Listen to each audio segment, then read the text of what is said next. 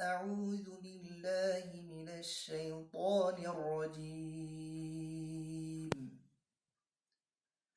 بسم الله الرحمن الرحيم. وآتاكم من كل ما سألتموه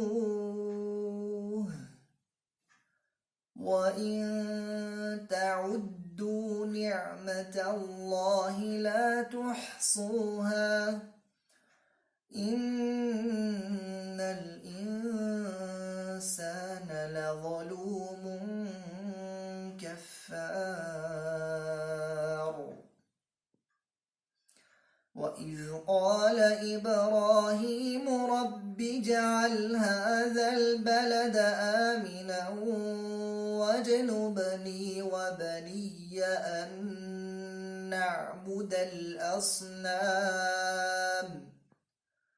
رب إنهن أضللن كثيرا من الناس